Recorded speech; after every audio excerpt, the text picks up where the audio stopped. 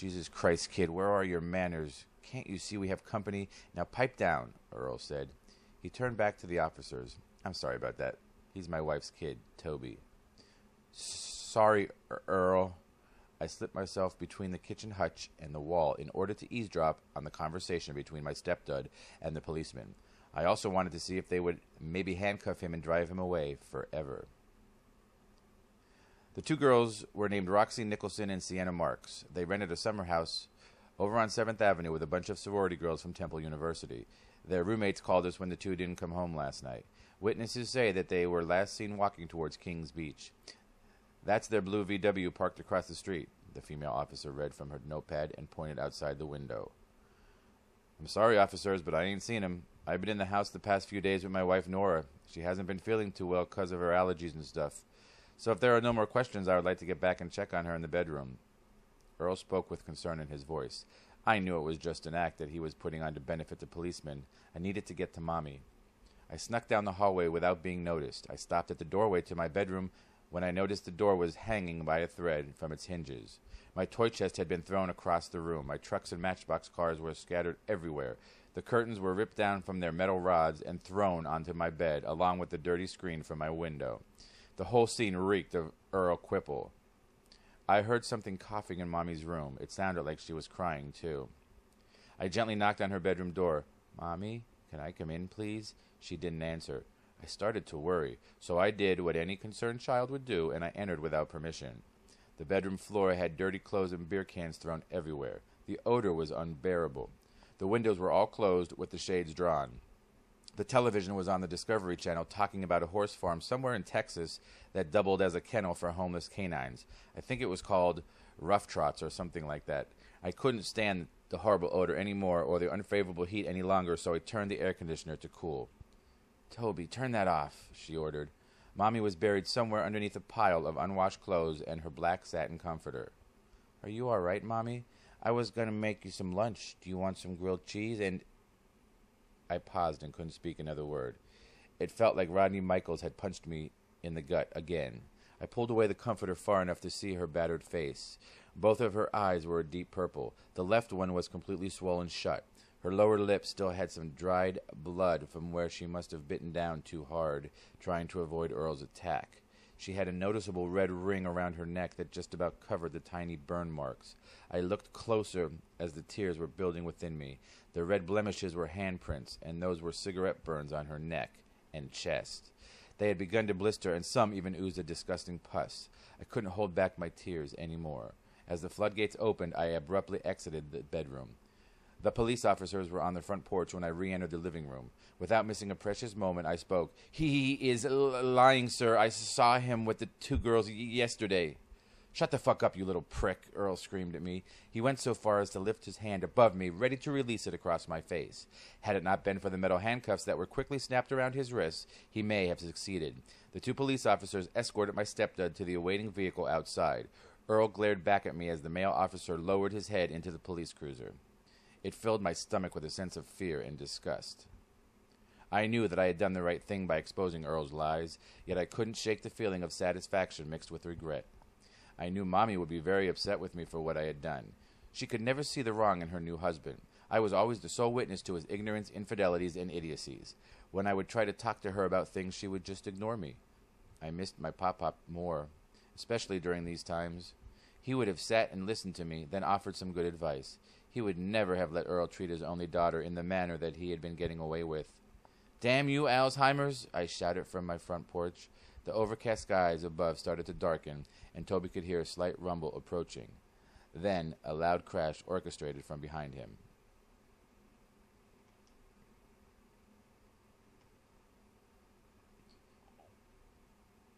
Earl! I need a new bandage for my throat.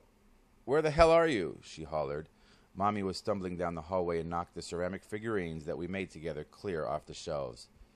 There were free classes offered at the recreation center last summer where Mommy and I learned that if you heat sand to 3,600 degrees Fahrenheit, it will produce glass. My glass statue of Daddy's workplace was now in a bunch of pieces on the tiled floor. She was dragging her white robe behind her. It was covered with splattered blood and deep purple blotches, which I figured to be her spilled wine. "Toby, get Mommy a box of wine and take it to my room," she ordered. "Where's Earl, honey?" she asked before falling asleep on the couch. "He had to take a sudden trip, Mommy," I whispered in her ear. This was the perfect opportunity for me to get down to the beach and finish my sandcastle. Tomorrow was the day when the judges would make the winning decision. I still had over half the castle to finish, including the difficult pointed sand towers. I just hoped that the storm would hold off for a few hours until it was completed. First things first, though, I still had not eaten. So I packed myself 2 cheese sandwiches, some barbecue chips, and a Mr. Pibbs into my favorite lunchbox with the crazy sponge, grabbed my yellow raincoat, and was on my way. The thunder rumbled even closer this time as the back door slammed closed. The rain had left the beach rather moist this particular morning. I was concerned that the thunder and rain might have damaged all of the hard work that I had done to finish my castle the night before.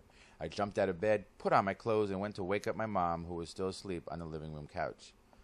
"Mom, you have to get up and come to the beach. Today is the judging. Don't you want to see if I win?" I asked.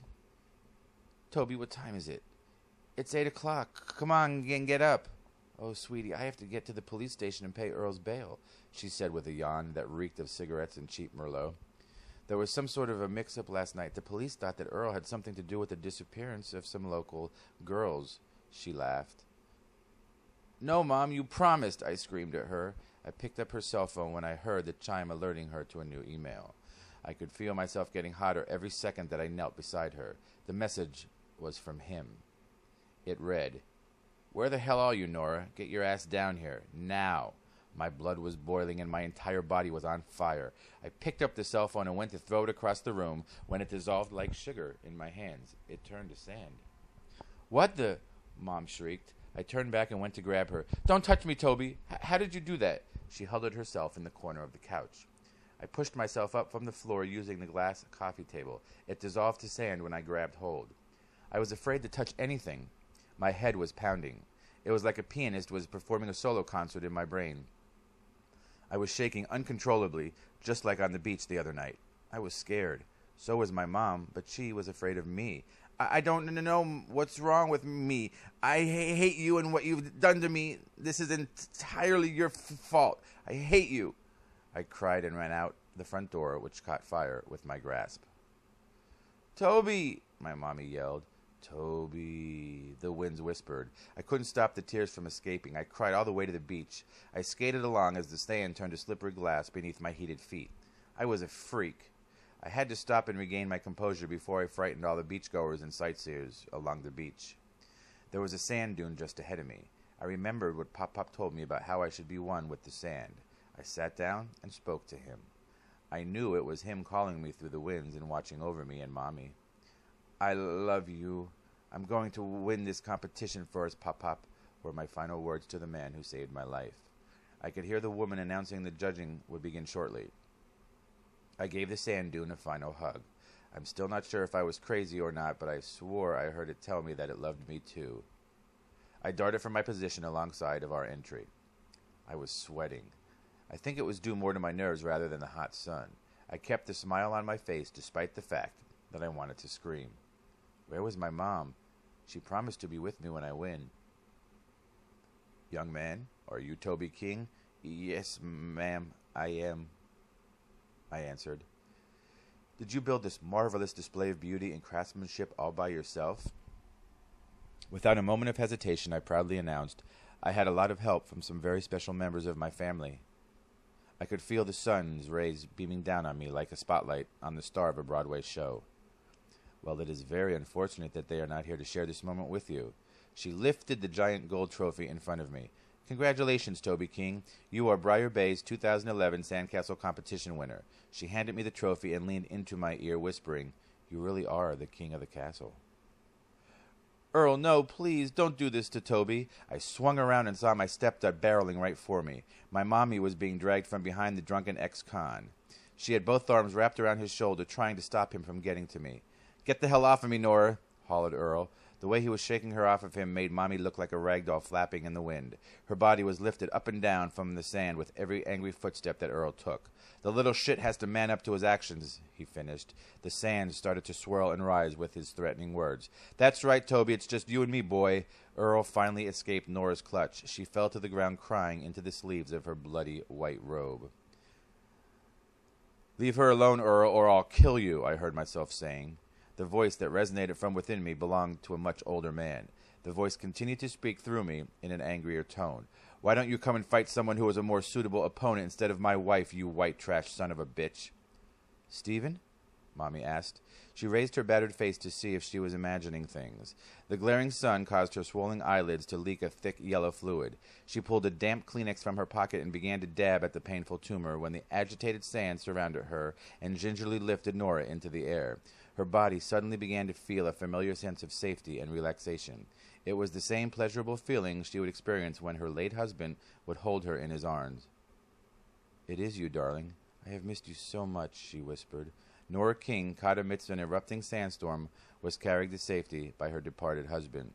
The sand beneath the feet of the innocent onlookers was reaching unbearable temperatures. People began to scream when the heavy winds and the blowing sand started to blind their vision. I could hear the children crying. The beachgoers began to disperse and run for cooler ground. Some headed back toward the sidewalks while others set a course directly for ocean's water. I stood my ground and waited for Earl Quipple to make his move. I stood in front of my prize-winning sandcastle like a guard protecting his village. Toby. It was Pop-Pop. He had come to stand by my side and battle the evil stepdad. I looked to my left sand tower, then to my right sand tower. They were both shimmering in the sun's protective rays. "Are you ready to battle the kings of the castle, Earl Quipple?" I proclaimed without a single stutter. "I have to warn you that I am not entering into this war without my trusted soldiers." Earl just laughed at me. He smashed his empty bottle of bourbon against a large rock and shouted back to me, "I am going to kick your ass with my army of Jack and Daniel, you freaking retard." He held up the jagged mouth of the glass bottle and began his charge towards me. I raised my hands into the air and shouted, "Die, stepdad, die!" The blinding sands were hollering my name. Toby, Toby, Toby, was all I could hear. Then I felt a breath against my ear. It spoke to me. "I'm here with you, son. I love you." I looked over my shoulder at the sand tower with the highest point. The scorching temperature of the sand had molded the structure into an entire castle made of glass. My jaw dropped below my chin at what I could only explain as a momentary loss of all reality. I could see Pop-Pop with his arm resting around my daddy's shoulders, reflecting through the clear glass. They were both smiling at me. I stood frozen in time, my body literally on fire for what seemed an eternity.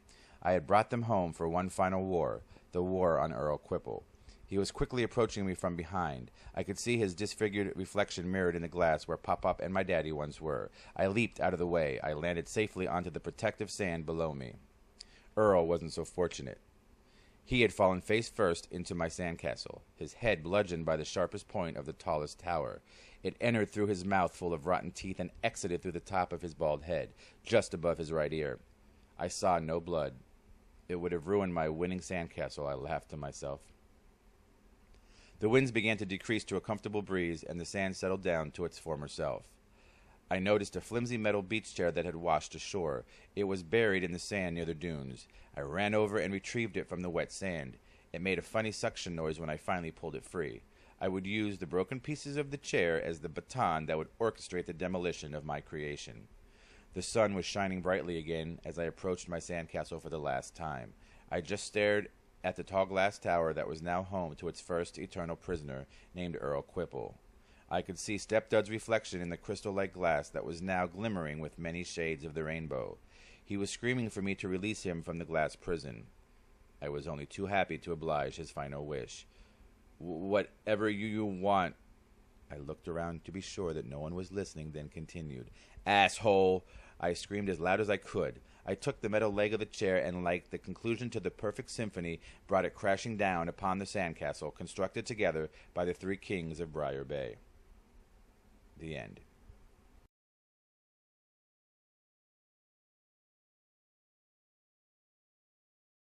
The end.